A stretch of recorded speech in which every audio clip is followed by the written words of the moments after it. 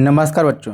Welcome back to my YouTube channel base of education mantra. प्यारे बच्चों, इस वीडियो में हम करने वाले क्लास 11th में पॉलिटिकल साइंस में चैप्टर नंबर 2 जिसका नाम है भारतीय संविधान में अधिकार।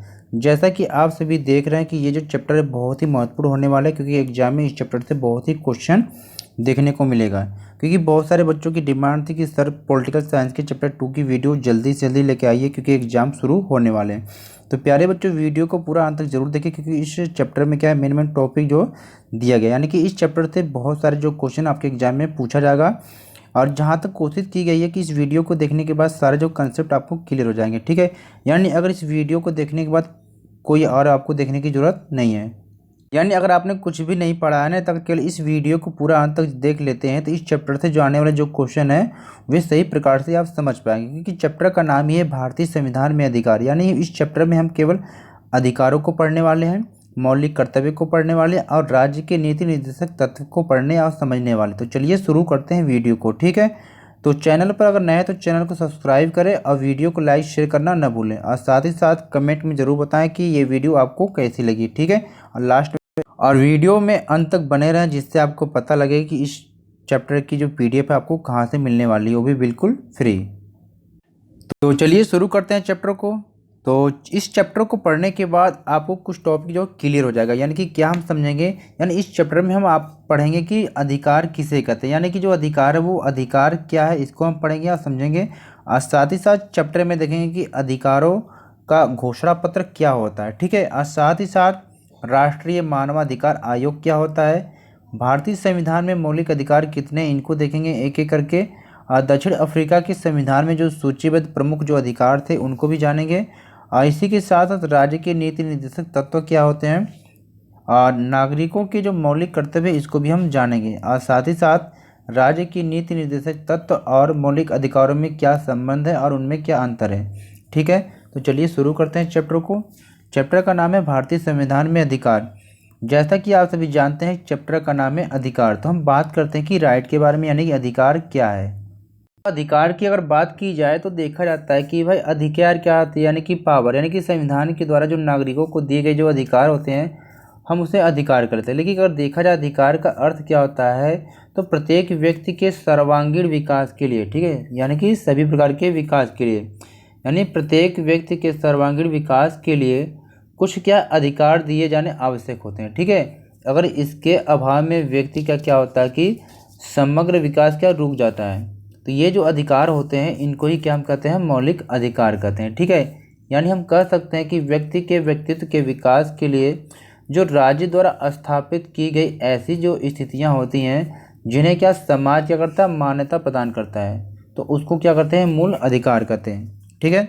चाहे ये लिख सकते हैं या यहाँ पर जो बताया गया है उससे लिख सकते हैं। देखते हैं तो अधिकार क्या है कि सामाजिक जीवन की वे परिस्थितियाँ हैं जिसके बिना कोई भी मनुष्य अपना क्या है विकास नहीं कर सकता। यानी देखिए जो अधिकार होते हैं ना, ये सामाजिक जीवन की कुछ परिस्थितियाँ होती हैं कि जिनके बिना कोई भी जो मनुष्य है जो अपना जीवन क्या है, अपने जीवन का विकास नहीं कर सकता। यानी कि जो कुछ व्यक्तियों को पावर दी गई होती है, यानी कि समानता का अधिकार, स्वतंत्रता का अधिकार, राजनीतिक अधिकार या आर्थिक अधिकार, ठीक है। यानी ये सारे जो अधिकार होते हैं अगर व्यक्ति को न दिए जाए तो इनका क्या सर्वांगीण विकास नहीं हो पाता है। यानी उन्हें अगर समाज में बराबरी का हक न मिले, स्वतंत्रता का अधिकार न दिया जाए तो उनका जीवन में विकास नहीं हो पाएगा, यानी वे आगे नहीं बढ़ पाएंगे, ठीक है। यानी हम कह सकते हैं कि अधिकार वे हक हैं जो एक आम आदमी को क्या है जीवन जीने के लिए आवश्यक है या चाहिए, जिसकी वे मांग करते हैं, ठीक है। यानी कि कानून द्वारा प्रदत्त सुविधाएं अधिकारों की रक्षा करती है। यानी कि जो कानून के द्वारा जो प्रदत्त सुविधाएं होती हैं ये अधिकारों की क्या करती हैं, रक्षा करती हैं, ठीक है। उम्मीद करते हैं कि आप समझ गए होंगे अधिकार क्या है, ठीक है। अब यहाँ आपकी किताब में एनसीईआरटी बुक में दिया गया है कि अधिकारों का घोषणा पत्र। तो ये अधिकारों का घोषणा पत्र क्या है, तो इसको देखते हैं। तो अधिकतर अगर देखा जाए लोकतांत्रिक देशों में नागरिकों के अधिकारों को क्या है संविधान में सूचीबद्ध कर दिया जाता है। यानी कि जो नागरिकों को जो दिया जाने वाला अधिकार है इसको क्या है एक सूची बनाकर क्या है संविधान में रख दिया जाता है। यानी कि सूचीबद्ध तरीके से करके संविधान में कर रख दिया जाता है, ठीक है। तो इन्हीं को क्या कहा जाता है, नागरिकों का घोषणा पत्र कहा जाता है। तो ये कहाँ पर होता है? अधिकतर लोकतांत्रिक देशों में। अब बात यहाँ पर आता है कि लोकतांत्रिक देश क्या होता है, यानी कि लोकतांत्रिक का मतलब ये होता है कि वह शासन व्यवस्था, यानी कि वह शासन व्यवस्था जहाँ के शासकों का चुनाव क्या है, जनता के द्वारा किया जाता है। तो ऐसी जो शासन व्यवस्था या सरकार बनती है उसे लोकतांत्रिक शासन व्यवस्था के नाम से हम जानते हैं। ठीक है, उम्मीद करते हैं कि आप समझ गए होंगे। तो चलिए देखते हैं आगे क्या है।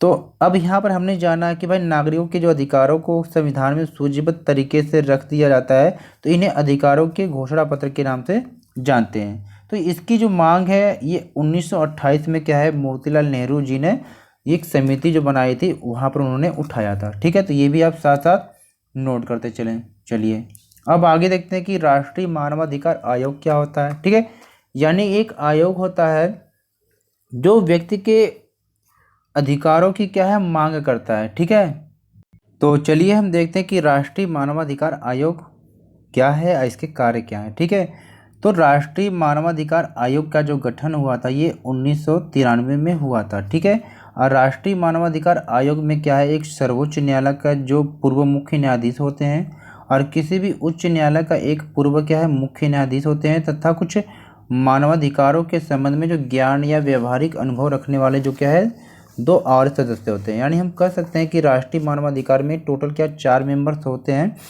जो करते क्या है कि व्यक्ति से अधिकारों से संबंधित जो समस्याओं को क्या यहाँ पर हल करते हैं। यानी कि मानवाधिकारों के उल्लंघन की जो भी कोई शिकायत मिलती है तो उस पर राष्ट्रीय मानवाधिकार आयोग क्या करता है, स्वयं अपनी पहल पर किसी भी पीड़ित व्यक्ति की याचिका पे क्या है वो जांच करता है। ठीक है, चलिए अब यहाँ पर देखते हैं कि राष्ट्रीय मानवाधिकार आयोग के कार्य क्या है यहाँ पर।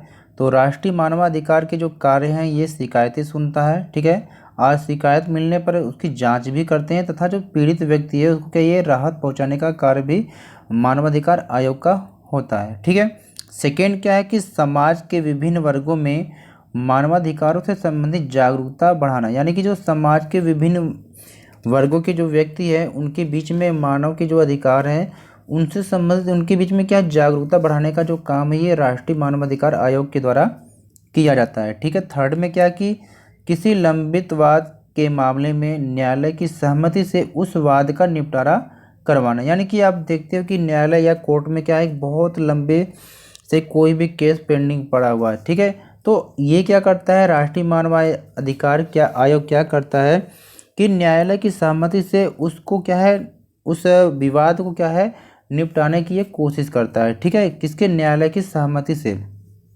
चलिए आगे देखते हैं इसमें और क्या कार्य है कि मानसिक अस्पताल, यानी कि बहुत सारे ऐसे मानसिक अस्पताल होते हैं या अथवा किसी अन्य संस्थान में जो कैदी होते हैं, ठीक है, कैदी के रूप में जो रह रहे व्यक्ति होते हैं, इनकी जो जीवन की स्थिति है इनकी जो जांच करने की जो व्यवस्था होती है यह राष्ट्रीय मानवाधिकार के द्वारा किया जाता है। एनसीईआरटी किताब में आपको यहाँ पर कुछ थोड़ा सा एक स्टोरी दी गई है, इसको आप पढ़ लेंगे किताबों में कि अधिकारों का महत्व क्या है। तो यहाँ पर एक स्टोरी बताई गई छोटी से कि 1982 के जब एशिया खेलों का जब आयोजन के लिए निर्माण कार्य किया जा रहा था तो सरकार ने क्या किया था कि कुछ ठेकेदारों को एक फ्लाईओवर बनाने का काम दिया था। ठीक है, यानी कि फ्लाईओवर और स्टेडियम का निर्माण कार्य करने के लिए ठेकेदार को दिया था।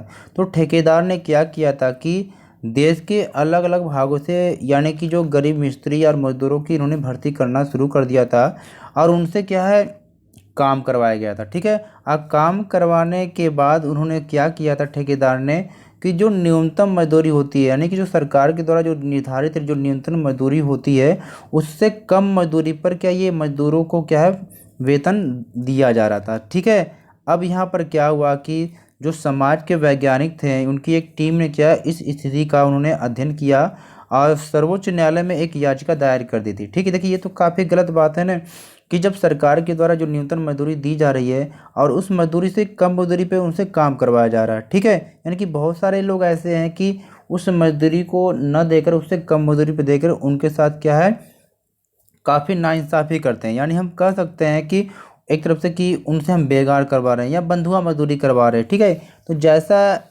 जैसा भी हो, और यहाँ पर अगर देखा जाए तो भाई उनका शोषण किया जा रहा है क्योंकि उनको जो जितना वेतन मिलना चाहिए उतना न मिलकर उससे कम दिया जाता है। तो इसमें क्या है कि भाई नागरिकों को शोषण किया जा रहा है, तो ये उसके किस अधिकार के खिलाफ उल्लंघन है, तो ये शोषण के विरुद्ध अधिकार के उल्लंघन है जो मौलिक अधिकार में दिया गया है। ठीक है, तो अब यहाँ पर क्या है, एक दूसरी स्टोरी जो दी गई यहाँ पर कि मच्चल लालुंग, यानी कि मच्चल लालुंग एक व्यक्ति थे जो 23 साल के थे। यानी कि ये स्टोरी काफ़ी मज़ेदार है, यानी कि सोचने वाली बात है कि एक जो मच्चल लालुंग नाम के एक व्यक्ति थे, ये असम के रहने वाले थे। ठीक है, यानी कि मड़िया गांव जिले के रहने वाले थे, जिले के चुबरी गांव के।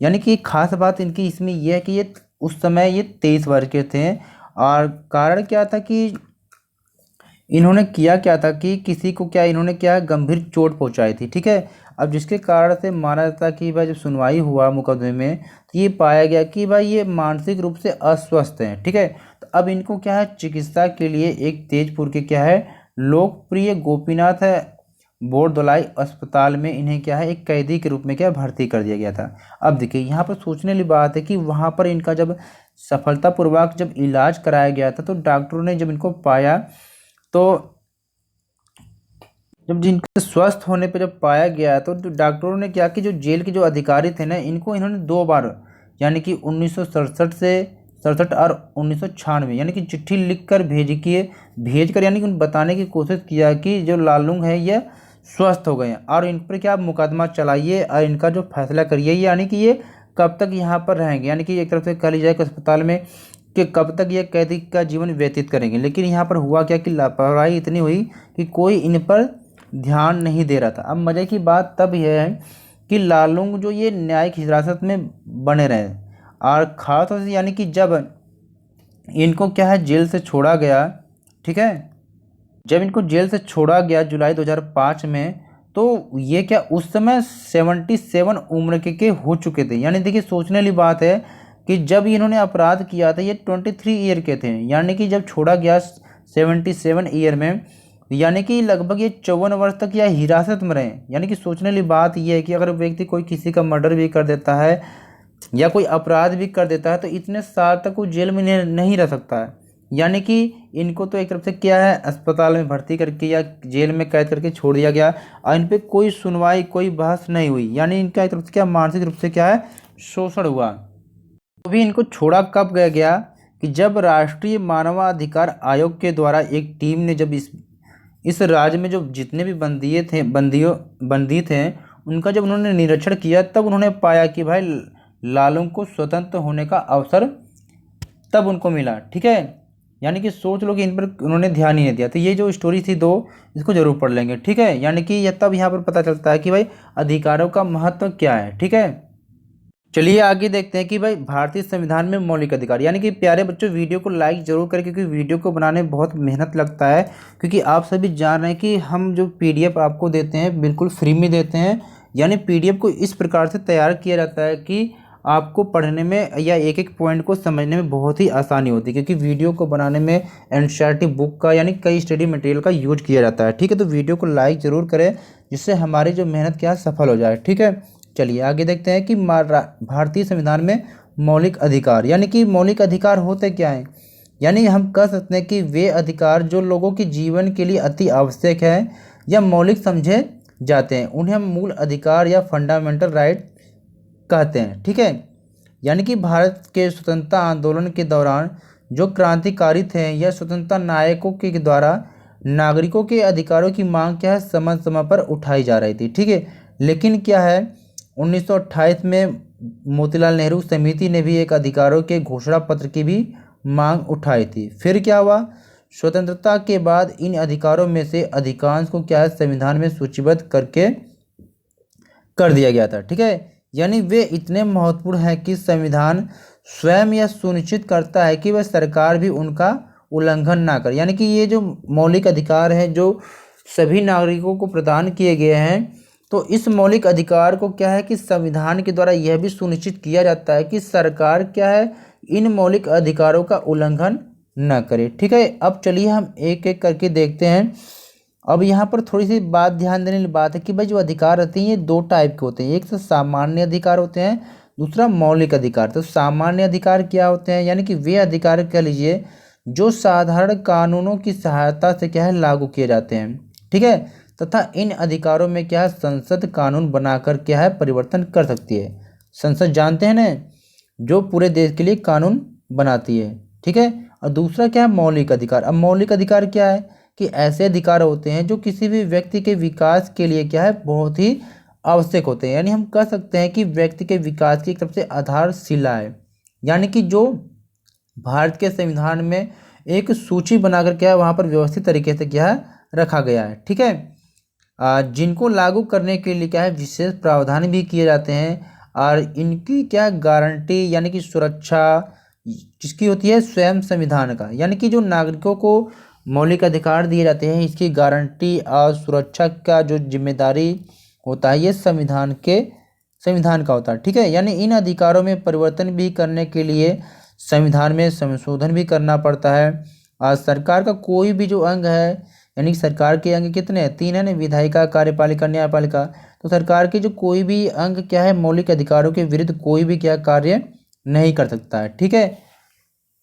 चलिए अब यहाँ से जो आपका मेन टॉपिक शुरू होता है, यानी वीडियो को बहुत ही ध्यान से समझने की कोशिश करेंगे।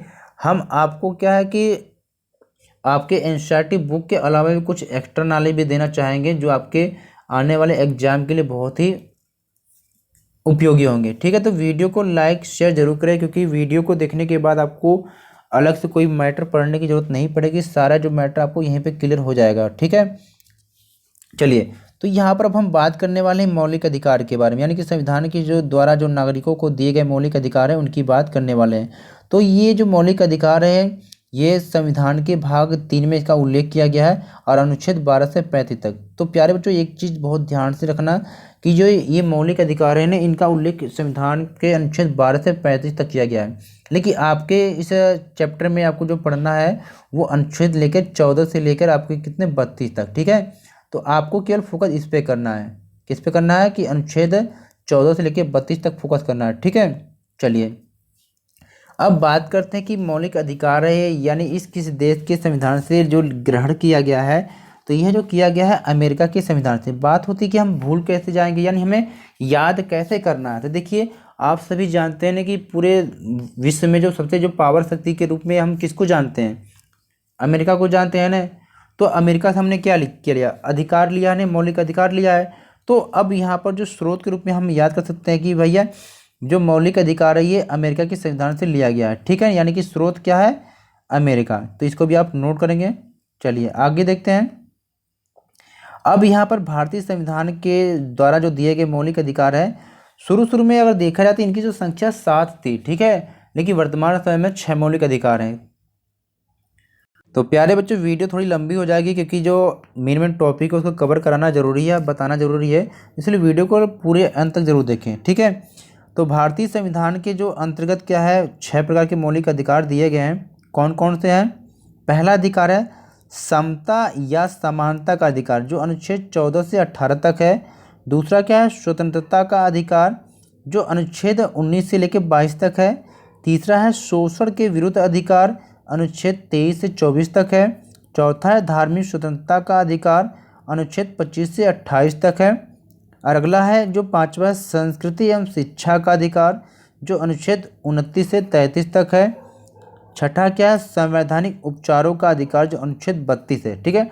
अगर बात की जाए कि भाई सारे अधिकारों में से जो सबसे मोस्ट इम्पोर्टेंट जो अधिकार है वो मेन कौन सा है, तो यहाँ पर जो सबसे जो छठा है ना बच्चों, ये मेन अधिकार है। क्यों अधिकार है? ये अगर कोई भी व्यक्ति जो आपके ऊपर के 5 अधिकारों का अगर क्या हनन करता है, तो आप छठे मौलिक अधिकार के अंतर्गत उस व्यक्ति के खिलाफ क्या है, कोर्ट में जाके अपील आप कर सकते हैं, ठीक है। चलिए, कुछ यहाँ पर जो मेन पॉइंट है इसको आपको समझ लेना बहुत ही ज़रूरी है, ठीक है। तो इसको हम इसीलिए अलग कलर से दिखाए हैं, नोट जरूर कर लेंगे। समझना क्या है बच्चों यहाँ पर, क्योंकि देखिए हमें पढ़ाई कुछ इस तरीके से करना है कि हमारे यानी कि क्लास में तो नंबर अच्छे आएंगे, और साथ ही साथ जो अगली क्लास में जाएंगे या कि लाइफ में पूरे क्या है, आपको इन बातों को भी समझना है, ठीक है। चलिए देखिए, जो मेन आपका संविधान जब बनाया गया था ना, तो उसमें जो मौलिक अधिकार थे उनकी संख्या कितनी थी? 7 थी। ध्यान रखना बच्चों, यानी कि मूल संविधान में जो मौलिक अधिकार थे इनकी संख्या 7 थी, ठीक है। लेकिन जब संशोधन हुआ 44वें संशोधन के द्वारा 1978 में, तो जो संपत्ति का अधिकार था ना, उस समय इसको अनुच्छेद 31 में रखा गया था। तो संपत्ति के अधिकार को क्या किया गया, मौलिक अधिकार से हटाकर इसे कानूनी अधिकार में रख दिया गया। ठीक है, अब कानूनी अधिकार में जब रखा गया तो ये अनुच्छेद 301 में कह लीजिए या 300 का या 301 कह लीजिए, ठीक, इसमें रख दिया गया। तो अब वर्तमान में कितने 6 मौलिक अधिकार हो गया है। ठीक है, तो ये चीज़ थोड़ी सी समझनी थी, तो उम्मीद करते हैं कि आपने इसको समझ लिया, इसलिए मैंने इसको नोट करके यहाँ पर लिखाया है। ठीक है बच्चों, चलिए आगे देखते हैं। और हाँ, वीडियो को बच्चों लाइक तो ज़रूर कर लो। बहुत सारे बच्चे ऐसे हैं कंजूसी कर रहे हैं, वीडियो देख रहे हैं फिर भी अभी भी नहीं लाइक कर रहे हैं कहने के बाद भी। तो बच्चों ऐसा ना करें, आप लाइक ज़रूर करें। ठीक है, चलिए, क्योंकि देखिए हमने ये जो वीडियो बनाई है ना, आपकी डिमांड पे बनाया कि बहुत सारे बच्चों ने कमेंट किया था कि सर पॉलिटिकल साइंस के चैप्टर 2 की वीडियो बना दी जाए। तो जब आपकी डिमांड खुद है तो वीडियो को लाइक तो करना बनता है ना, और दोस्तों के साथ शेयर भी ज़रूर करें, जिससे जो वीडियो हम बनाए, हमारी जो मेहनत लगी है वो सफल हो जाए। ठीक है, चलिए अब यहाँ पर हम एक एक अधिकार को क्या है डिस्कस करने वाले हैं। तो पहला जो अधिकार है समता का अधिकार, जिसे समानता का अधिकार भी आप कह सकते हैं। तो अनुच्छेद 14 से लेकर 18 तक है। ठीक है बच्चों, चलिए, तो अनुच्छेद 14 में क्या कहा गया है कि कानून के समझ समानता या बिना किसी भेदभाव के क्या है समान कानूनी सुरक्षा प्राप्त करना। यानी कि देखिए, समान कानून के लिए समान अपराध की व्यवस्था की गई, यानी कि सभी व्यक्ति क्या है कानून की नज़र में एक समान है, बराबर है, चाहे कोई व्यक्ति गरीब हो या अमीर हो या छोटा हो बड़ा है। ठीक है, समान अपराध के लिए समान दंड की व्यवस्था की गई है अनुच्छेद 14 में। ठीक है, अनुच्छेद 15 में क्या कहा गया है कि जाति, धर्म, लिंग, जन्म स्थान या नस्ल के आधार पर क्या है भेदभाव की समाप्ति। यानी किसी भी व्यक्ति के साथ जाति के आधार पर, धर्म के आधार पर, लिंग के आधार पर, जन्म स्थान के आधार पर किसी के साथ भेदभाव नहीं किया जा सकता। ठीक है, चलिए आगे देखते हैं अनुच्छेद 16। इसमें क्या कहा गया है कि सार्वजनिक पदों पर नियुक्तियां, यानी कि लोगों को क्या है रोजगार में अवसर की समानता, यानी कि सभी व्यक्तियों को क्या है अपने तरीके से क्या है रोजगार प्राप्त करने का अवसर समान रूप से प्राप्त है। ठीक है, यानी कोई भी व्यक्ति क्या है कोई किसी भी प्रकार का रोजगार करने के लिए क्या है उनको समानता का अधिकार दिया गया है। ठीक है, चलिए आगे देखते हैं अनुच्छेद 17। यानी हम कह सकते हैं कि अनुच्छेद 16 में क्या था कि बस सरकारी नौकरियों में अवसर की समानता। यानी कि देखिए अनुच्छेद जो 16 कर रहा प्यार बच्चों की जो सरकारी नौकरियां हैं उसमें क्या सभी लोगों के क्या है अवसर, यानी कि सबको क्या समान रूप से मौका दिया जाता है। ठीक है, अनुच्छेद 17 में क्या आ गया अस्पृश्यता, यानी कि छुआछूत की समाप्ति, यानी कि अब कोई भी व्यक्ति किसी भी व्यक्ति के साथ क्या है भेदभाव नहीं कर सकता है। यानी जो अनुच्छेद 17 प्यारे बच्चों ये अक्सर एग्जाम में पूछा जाता है, तो इसको नोट करके समझते हुए चलें। ठीक है, आगे देखिए अनुच्छेद 18 क्या है कि बस सैनिक एवं शैक्षणिक उपाधियों के अलावा, यानी कि सैनिक और शैक्षिक उपाधियों के अलावा अन्य उपाधियों पर रोक, यानी कि ये कह सकते हैं कि अनुच्छेद 18 के अंतर्गत क्या है उपाधियों का अंत कर दिया गया है। ठीक है, यानी हम कह सकते हैं कि कोई भी व्यक्ति किसी दूसरे देश की अगर उपाधि लेता है तो सबसे पहले भारत के राष्ट्रपति से परमिशन लेना पड़ता है। ठीक है, यानी अगर भारत का कोई भी अगर नागरिक है तो वो राष्ट्रपति की अनुमति के बिना क्या है किसी भी विदेशी राज्य से यानी देश से कोई भी उपाधि प्राप्त नहीं करेगा। ठीक है, चलिए आगे देखते हैं। तो अब हम थोड़ा सा आपको क्या कुछ चीज़ समझा देना चाहते हैं। हमने बात किया था कि समानता का अधिकार और समता का अधिकार। ठीक है, थोड़ा सा यहाँ पर समझ लेंगे कि समानता और समता में अंतर क्या है। ठीक है, यानी कि इक्वलिटी यानी कि समानता और इक्विटी यानी कि समता। देखिए अगर यहाँ पर आप देख रहे हैं कि ग्राउंड में स्टेडियम यानी कुछ क्रिकेट हो रहा है और यहाँ पर 3 बच्चे हैं ये यहाँ पर देख रहे हैं। ठीक है, हमने क्या यहाँ पर समानता को देखते हुए क्या तीनों को एक एक बॉक्स दे दिया है और सारे बच्चे क्या बॉक्स पे चढ़ के देख रहे हैं। लेकिन यहाँ पर समानता तो हमने ये कर दिया है कि बस सबको बराबर बराबर दे दिया है। तो क्या इस समानता के द्वारा क्या सभी बच्चे क्या क्रिकेट में यानी कि स्टेडियम में जो मैच हो रहा है उसको देख पा रहे हैं? यानी कि एक जो बच्चा है जो काफ़ी बड़ा है, ठीक है, तो इसको हम बॉक्स दें या ना दें फिर भी ये देख लेगा। दूसरा बच्चा क्या एक बॉक्स के देने के बाद ये भी आराम से देख पा रहा है। लेकिन जो तीसरा थर्ड बच्चा है ये काफ़ी छोटा है, तो हमने बराबर को देखते हुए इसको एक बॉक्स दे दिया लेकिन फिर भी ये क्या है मैच नहीं देख पा रहा है। ठीक है, तो अब यहाँ पर क्या है कि थोड़ा सा समता को ध्यान में रखा जाता है कि यानी कि देखिए समानता के साथ साथ क्या कुछ व्यक्तियों को उसमें क्या छूट दी जाती है क्योंकि वो काफ़ी पिछड़े वर्ग के लोग होते हैं, तो थोड़ा सा उनको क्या छूट दिया जाता है, जिससे क्या वो समाज में बराबर हो जाए। ठीक है, यानी इसको हम दूसरे पे चित्र में समझेंगे कि यानी देखिए यह जो व्यक्ति है बड़ा है, इसको बॉक्स नहीं देंगे तो भी ये क्या मैच देख लेगा। दूसरे बच्चों को एक बॉक्स हमने दे दिया कि ये इस पर खड़े होकर क्या मैच देख सकता है। तो तीसरा बच्चा काफ़ी छोटा था, हमने इसको क्या है समता के आधार पर उसे 2 बॉक्स दे दिया, तो वो भी क्या बराबर आके अब मैच को देख सकता है। यानी इस तरह से अब देखा जाए तो यह क्या समानता यानी कि समता यहाँ पर हो जाएगा, क्योंकि देखिए हमने इस बच्चे को कुछ छूट दिया है जिससे क्या वो बाकी के क्या बराबर आके मैच वो देख सकता है। ठीक है, तो इसी प्रकार से बहुत सारे ऐसे जो लोग हैं जिनको क्या आरक्षण या किसी क्षेत्र में उनको छूट दिया जाता है। ठीक है, उम्मीद करते हैं कि आप समझ गए होंगे चित्र के माध्यम से। चलिए सेकेंड अधिकार को देखते हैं, समानता का अधिकार या स्वतंत्रता का अधिकार, जो अनुच्छेद 19 से लेकर 22 तक है। ठीक है, तो यहाँ पर अनुच्छेद 19 में क्या कहा गया है कि भाई व्यक्तियों का क्या है भाई भाषण देने की स्वतंत्रता, अभिव्यक्ति यानी अपने विचारों को व्यक्त करने की स्वतंत्रता, संघ बनाने की स्वतंत्रता, सभा करने की स्वतंत्रता, भारत में किसी भी स्थान पर घूमने की स्वतंत्रता, भारत के किसी भाग में अस्थायी रूप से बसने की स्वतंत्रता, ठीक है, या स्वतंत्र रूप से कोई भी व्यवसाय करने की स्वतंत्रता दी गई है। ये अनुच्छेद 19 में कहा गया। ठीक है, चलिए अनुच्छेद 20 में क्या कहा गया बच्चों की भाई अपराध में अभियुक्त या दंडित व्यक्ति को संरक्षण प्रदान करना, यानी कि जो अपराध व्यक्ति करता है ना वे क्या है उसको क्या संरक्षण प्रदान करने की बात कही गई है। यानी हम कह सकते हैं कि जो व्यक्ति है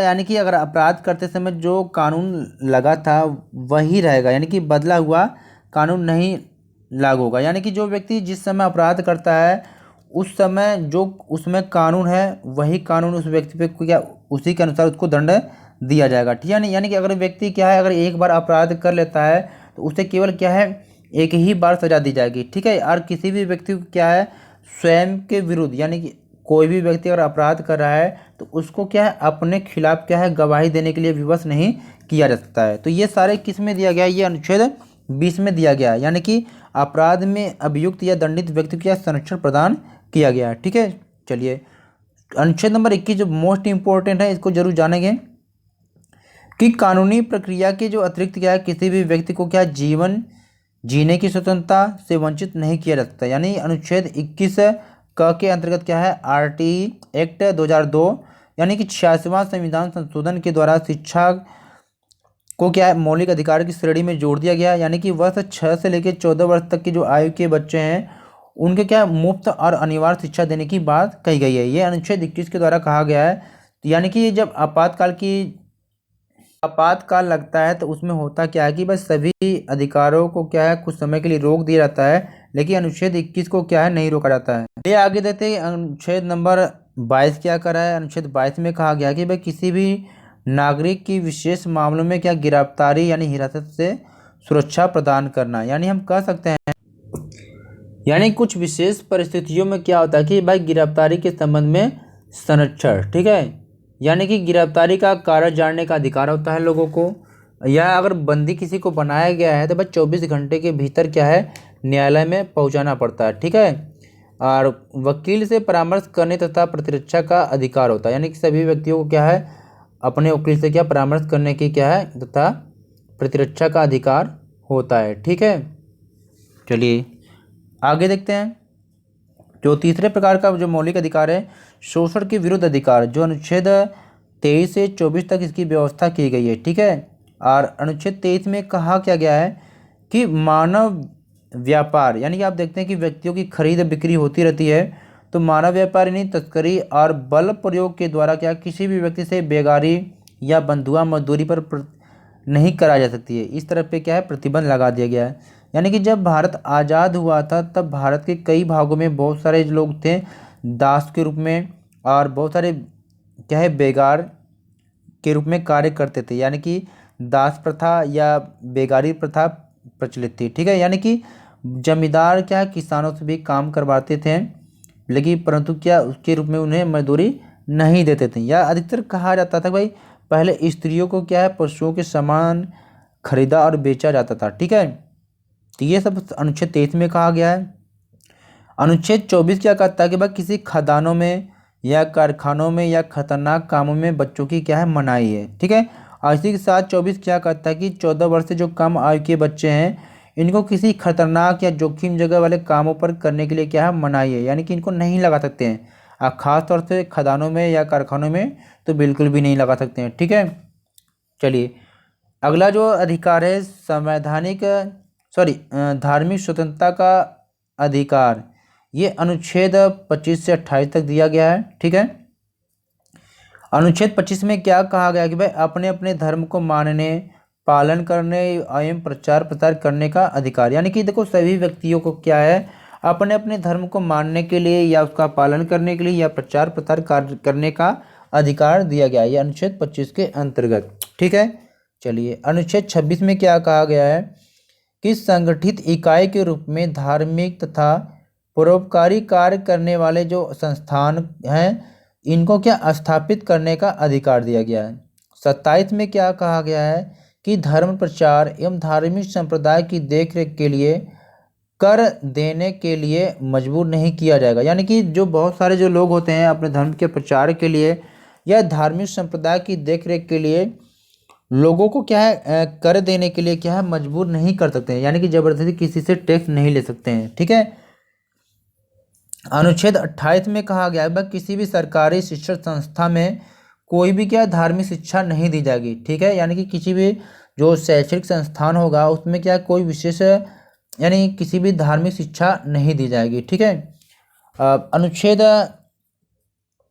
यानी कि संस्कृति और जो शिक्षा संबंधी जो अधिकार है ये अनुच्छेद 29 से 30 तक इसकी व्यवस्था की गई है। 29 में क्या कहा गया है कि भारत के किसी भी राज्य के नागरिकों को अपनी विशेष भाषा, लिपि या संस्कृति को बनाए रखने का अधिकार है या अधिकार देता है, यानी कि जो भारत का कोई भी नागरिक है उसकी कोई अगर अपनी विशेष भाषा है या उसकी कोई लिपि है या उसकी कोई संस्कृति है तो उस भाषा, लिपि या संस्कृति को बनाए रखने का उसके पास अधिकार है। ठीक है, चलिए अनुच्छेद 30 क्या कहता है कि इसके अंतर्गत भाषा, धार्मिक अल्पसंख्यकों को शिक्षा संस्थाओं की स्थापना तथा उसके प्रशासन को चलाने का अधिकार प्रदान करता है। यानी अनुच्छेद 30 के अंतर्गत क्या है कि भाषा हो या तथा धार्मिक अल्पसंख्यकों को ये अपने शिक्षा संस्थाओं की स्थापना करने का या उसको चलाने का आदेश देता है। ठीक है, अधिकार देता है। ठीक है,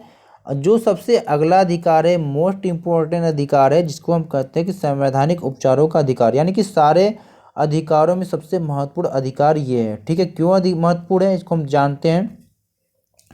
ये अनुच्छेद 32 में कहा गया है। ठीक है, यानी कि डॉक्टर जो भीमराव अंबेडकर है जिनको हम संविधान का जनक भी कहते हैं, इन्होंने क्या कहा है कि इसे यानी इस अधिकार को क्या कहा है कि भाई संविधान का हृदय कहा है। क्या कहा है बच्चों कि यह जो अधिकार है ये संविधान का हृदय है और आत्मा, यानी कि इसको संविधान यानी कि अनुच्छेद 32 को डॉक्टर भीमराव अंबेडकर ने संविधान का हृदय और आत्मा की संज्ञा दी है बच्चों। यानी इसके अंतर्गत न्यायालय में जाकर, ठीक है, यानी कि कई विशेष आदेश जारी किए जाते हैं, यानी कि इसके अंतर्गत न्यायालय में क्या है विशेष आदेश जारी किए जाते हैं जिनको हम रीट के नाम से जानते हैं। तो कुछ निम्न प्रकार की रीट हैं, इसको देखते हैं, आगे हम पढ़ते हैं इसके बारे में। वो कौन कौन से हैं? पहला बंदी प्रत्यक्षीकरण है, दूसरा परमादेश है, तीसरा प्रतिषेध है, चौथा अधिकार परीक्षा और पांचवा उत्प्रेषण। यानी कि जो न्यायालय होता है वो 5 प्रकार की रीट जारी करता है। चलिए एक एक देखते हैं, सबकी व्याख्या करते हैं। पहला है कि बंदी प्रत्यक्षीकरण। अब सवाल ये होता है कि भाई बंदी प्रत्यक्षीकरण क्या होता है। ठीक है, तो देख लेते हैं क्या होता है।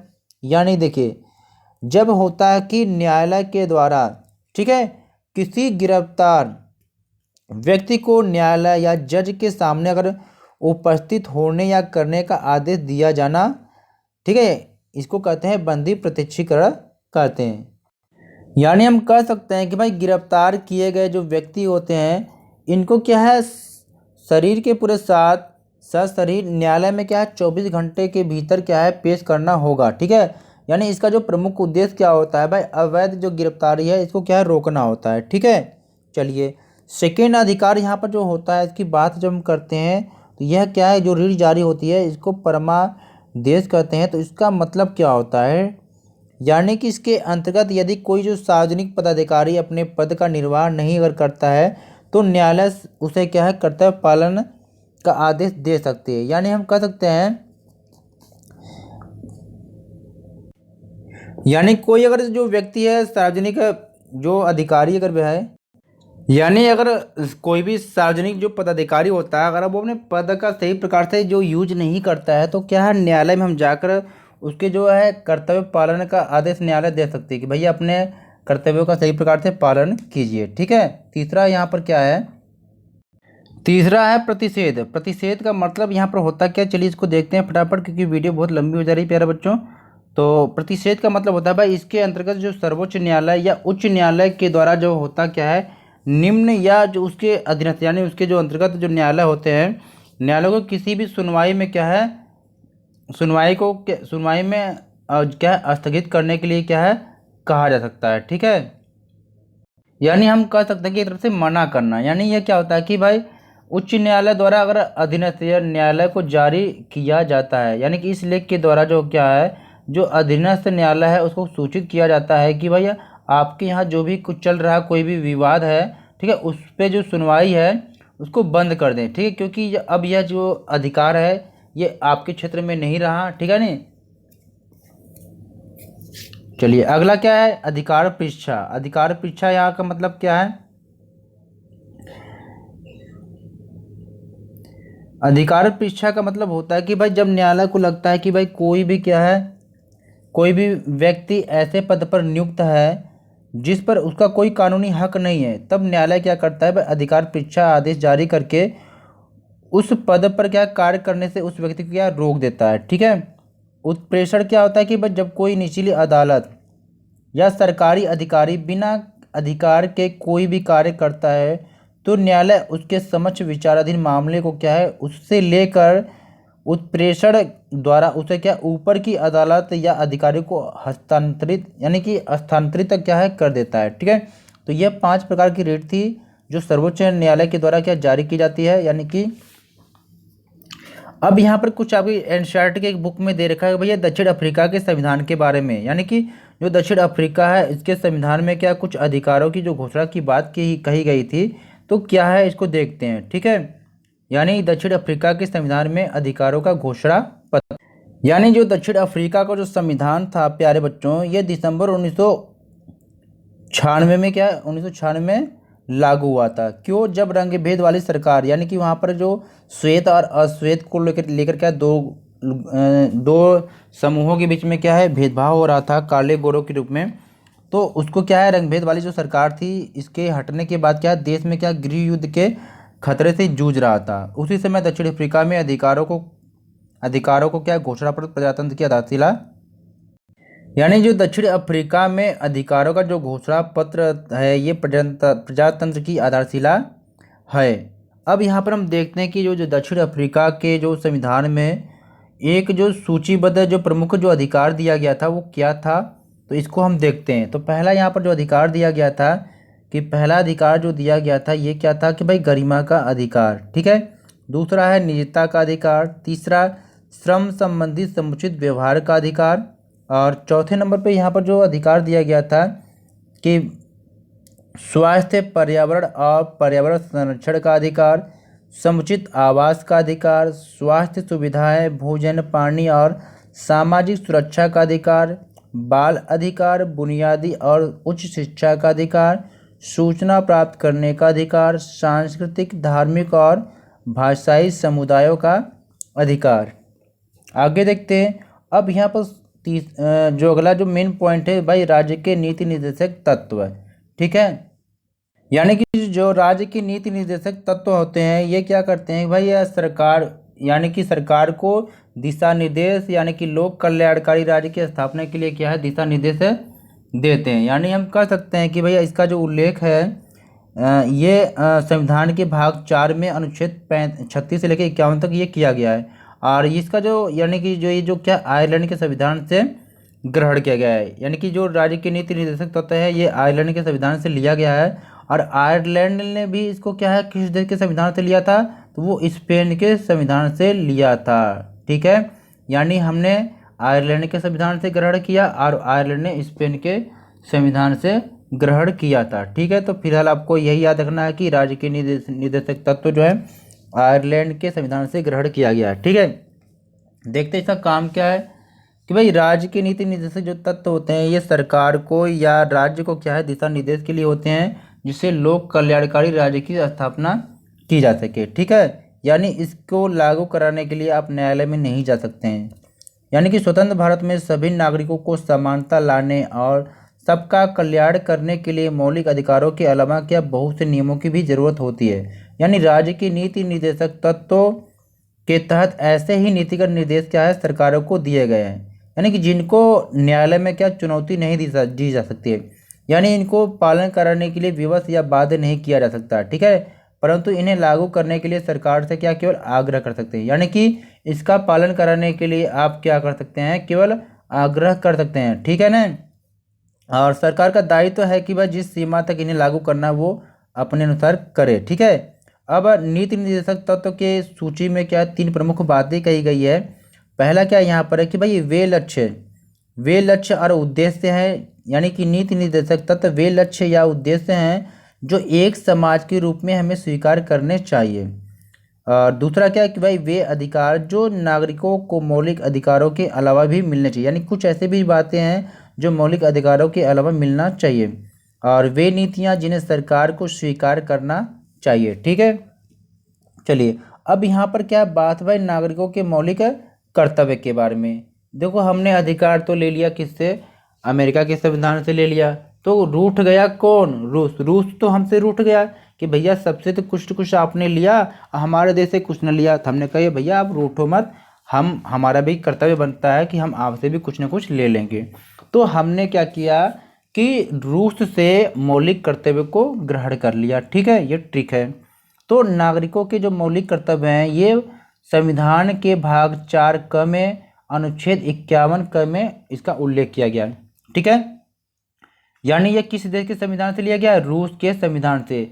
अब सबसे जो महत्वपूर्ण मेन पॉइंट है आपको याद रखने वाली बात है कि जब संविधान बनाया गया तो संविधान के मूल संविधान में क्या मौलिक कर्तव्यों की संख्या कितनी थी, अगर पूछी जाए तो 0 थी। यानी कि मूल संविधान में जो मौलिक कर्तव्य थे ना इनका उल्लेख वहां पर कोई नहीं था बच्चों, यानी कि मौलिक कर्तव्य नहीं था वहां पर।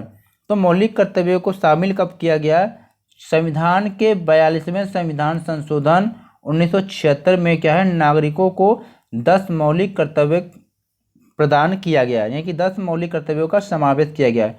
लेकिन वर्तमान समय में 11 मौलिक कर्तव्य हैं। ठीक है, यानी कि 86वां संविधान संशोधन जब 2002 में हुआ था तो 6 से लेकर 14 वर्ष की शिक्षा को क्या है मौलिक कर्तव्यों की सूची में शामिल कर दिया गया है। ठीक है, यानी शिक्षा के मौलिक कर्तव्यों की सूची में शामिल होने से जो क्या है मौलिक कर्तव्यों की जो संख्या है वो कितनी हो गई है, 11 हो गई है। ठीक है, यानी यहाँ पर 3 पॉइंट आपको याद रखना बच्चों मेरे कि मूल संविधान में मौलिक कर्तव्यों की जो संख्या थी वो 0 थी, यानी उल्लेख कोई भी नहीं था।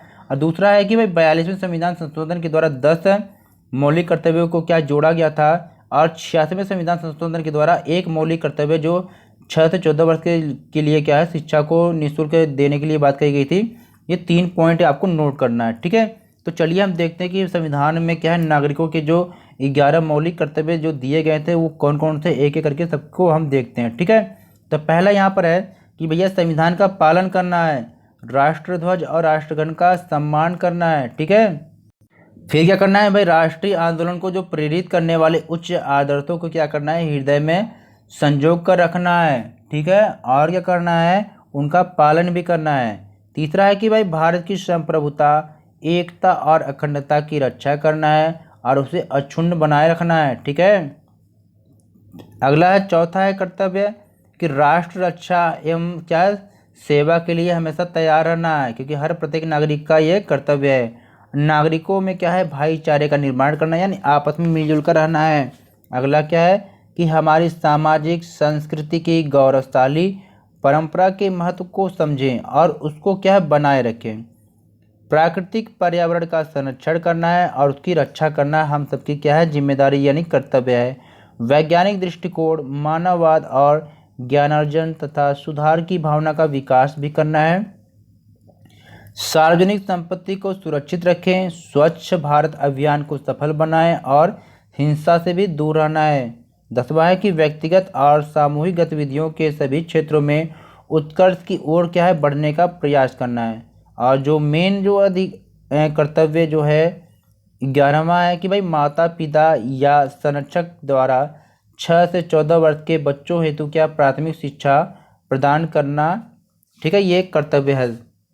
तो ये 86वां संशोधन 2002 के द्वारा यह लागू किया गया था, जोड़ा गया था।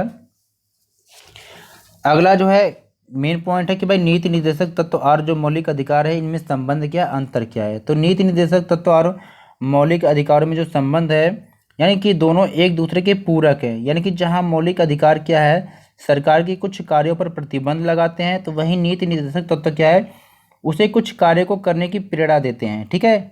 दूसरा है कि मौलिक अधिकार खास तौर पर व्यक्ति के अधिकारों को क्या करते हैं, संरक्षित करते हैं। और वहीं पर जो नीति निर्देशक तत्व हैं ये पूरे समाज के हित की बात करते हैं, ठीक है। यानी कि जो मौलिक अधिकार है भाई व्यक्ति के अधिकारों की बात करता है, नीति निर्देशक पूरे समाज के हित की बात करता है। अब यहाँ पर हम डिफरेंट देखने वाले अंतर नीति निर्देशक तत्व और मौलिक अधिकारों के बीच में, ठीक है। तो पहला अंतर है कि जो मौलिक अधिकार है इनको क्या है कानूनी सहयोग प्राप्त होता है, परंतु जो नीति निर्देशक तत्व हैं इनको कोई भी कानूनी सहयोग प्राप्त नहीं होता। यानी हम कह सकते हैं कि कोई भी व्यक्ति अगर मौलिक अधिकारों का उल्लंघन करता है तो आप क्या कर सकते हैं, न्यायालय में जा सकते हैं, लेकिन नीति निर्देशक तत्व के उल्लंघन पर आप क्या न्यायालय नहीं जा सकते हैं, ठीक है। सेकेंड अंतर है कि भाई मौलिक अधिकारों का संबंध व्यक्ति से होता है और नीति निर्देशक तत्वों का संबंध जो है समाज से होता है पूरे, ठीक है।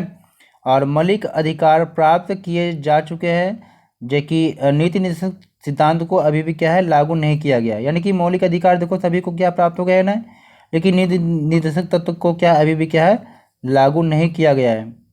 अगला है कि मौलिक अधिकारों का उद्देश्य होता है भाई देश में राजनीतिक लोकतंत्र की स्थापना करना, जबकि नीति निर्देशक सिद्धांत का उद्देश्य होता है भाई सामाजिक और आर्थिक लोकतंत्र की स्थापना करना। अगला है कि मौलिक अधिकार व्यक्ति के कल्याण को बढ़ावा देते हैं, जबकि नीति निर्देशक सिद्धांत क्या है समुदाय के कल्याण को बढ़ावा देते हैं। तो प्यारे बच्चों इस तरीके से हमने देखा इस चैप्टर में जो जो मेन पॉइंट था, टॉपिक था, हमने उसको अच्छे तरीके से कवर कर लिया, ठीक है। यानी कुछ अगर टॉपिक ऐसा हो सकता है कि संविधान संशोधन किसे कहते हैं, तो संविधान संशोधन 368 के द्वारा क्या है इसकी व्यवस्था की गई है, ठीक है, दक्षिण अफ्रीका के संविधान से ग्रहण किया गया है। तो उम्मीद करते हैं कि वीडियो आपको पसंद आई होगी, तो वीडियो को लाइक ज़रूर करें और अपने दोस्तों के साथ भी शेयर करें और चैनल पर नए हैं तो चैनल को सब्सक्राइब करें। तो प्यारे बच्चों अगर आपको इसकी PDF चाहिए तो हमारे टेलीग्राम ग्रुप से बेस ऑफ एजुकेशन मंत्रा से ज्वाइन करके अपने क्लास की PDF को ले सकते हैं। और हमें क्या कर सकते हैं कि base of education Mantra channel को सब्सक्राइब कर लीजिए बहुत सारे वीडियो को लिए, और इंस्टाग्राम पे भी हमें फॉलो कर सकते हैं। कमेंट करके जरूर बताएं कि वीडियो आपको कैसे लगी, क्योंकि वीडियो को बनाने में बहुत मेहनत लगता है। तो वीडियो को लाइक शेयर जरूर करें।